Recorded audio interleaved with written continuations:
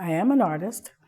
I think that most kids are little artists scooting around the house. And in my case, my mom started me off with clay and paste and construction paper and beads and whatever, we seemed to gravitate towards. She would bring more of it home if we were going to work with it.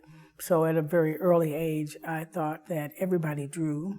I thought that everybody made three-dimensional things, and the kids in the neighborhood made things, and we enjoyed our lives as creative young people. And I watched the guys next door come up with wonderful contraptions of spring and wood and rubber band catapulting systems.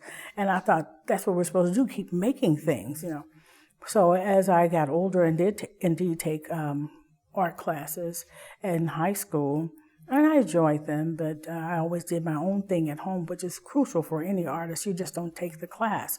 You go home and develop concepts, ideas, and that's where your brain starts saying, I can do this, and you balance it out with your educational, academic portions of your life as well. So I am an artist who's always believed in making creative, three-dimensional things.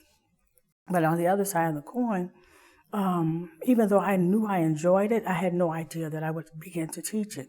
I was called when I was still at the Kansas City campus, had just graduated, by David Dorman. He said to me, I saw your Vita, which I did put into the Vita bank.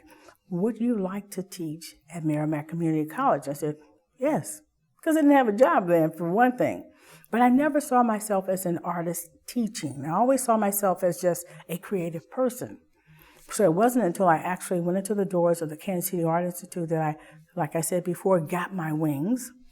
But I realized this is what I really want to do, and that's to be an artist. And then after several sessions of teaching, I thought, this is what I really want to do. Thank God I'm doing this.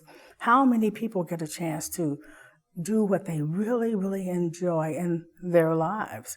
Scripture says, if you delight yourself in the Lord, he will give you the desires of your heart. And this was a desire, it was a hidden desire that I didn't even know was there. So at the bottom line, I enjoy being an artist. And in that place in my life, 1977, I was 27 years old. I'd given my life to Christ, and I was wondering, should I remain an artist? Should I do this? What should I do with my life? And I was seeking the Lord for that. And he answered me, I believe, by sending the curator, Jack Howard of the St. Louis Art Museum, to my door, wanting to know if I wanted to have a show at the St. Louis Art Museum. I've seen all your work. I've read the reviews at the paper. Now I want to see it actually, physically in front of myself. Can you show me your work? Oh, of course I can. Went home, got everything out. I had a show at that time at the Mark Twain Gallery. I told him to go there, and then I put everything else at home out. And from that, a show when I was 29 years old at the St. Louis Art Museum, which made me the first African American to have a solo show at the St. Louis Art Museum. I laid on the floor after we put all the work up and looked up and couldn't do anything but cry. I fell asleep, actually nodded away on the floor of the art museum. I was so elated and so happy that it was over, until finally the calm could come, the actual calm where I can say, it's done, it's finished, And then from there, I continued to exhibit all throughout the United States, and mostly here in St. Louis, Missouri, and enjoyed the life of being a wonderful, I would have to say wonderful teacher, because I would like to have had a teacher like myself, and I think about that a lot. Would I, as an artist now, been able to accept as a child then, me, as an instructor? I think so.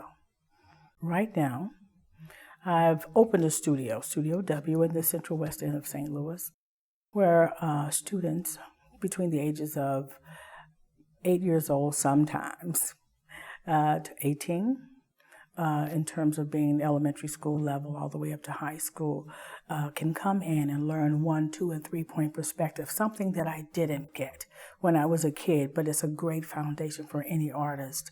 And I treat them as if they were adults in drawing 1.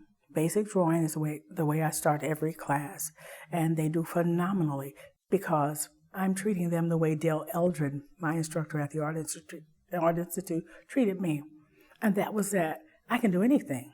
And if I believe and show you that I believe you can do anything, you can.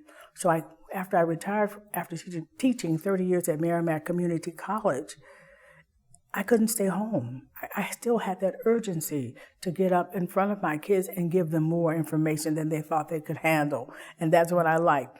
I never liked average, Exceeding at average is not excellence. Everybody succeeds at average. So I start my kids off above average thinking, of above average assignments.